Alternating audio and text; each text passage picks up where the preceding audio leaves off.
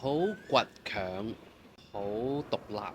佢有佢剛強嘅時候，但係同一時間亦都有佢脆弱嘅一面。HelloShe.com 嘅讀者，你哋好，我係 Juno。黑色電影，愛上殺手啊，可能大家都會 expect 我揀耿耿於懷。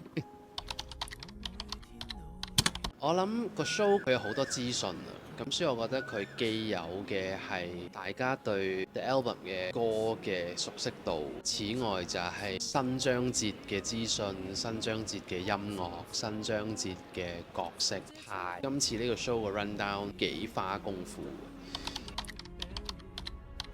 今次呢個 show 佢除咗有舊有嘅角色之外，亦都有新嘅角色啦。好希望觀眾透過為今次呢個 show 準備嘅片段、氣氛、角色，令到觀眾完咗 show 之後都有嘢帶走，屬於呢個 show 獨有嘅情緒啦。希望大家喜歡。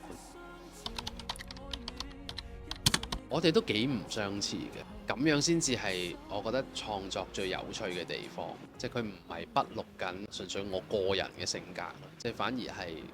創作緊一啲其實哪怕係我冇經歷過嘅角色設定、角色關係。我中意好簡單嘅，可能最複雜嘅情感、最複雜嘅故事，往往都係擺咗喺我嘅作品裏邊。寫一個同我完全唔相似嘅人，我覺得亦都係每一個企劃嘅起源點啊！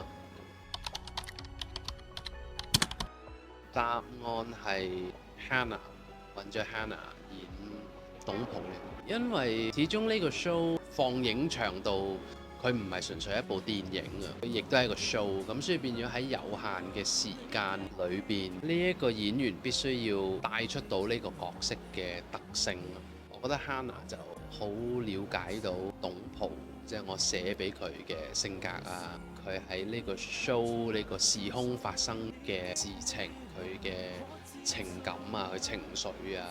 佢點樣去面對佢呢一個 generation 嘅問題啦。時空上有少少唔同，因為董普長大咗之後，其實佢爸爸已經過咗身，所以其實喺個 show 個故事線裏邊係有兩個時空，但係同一時間佢哋亦都會聚埋一齊。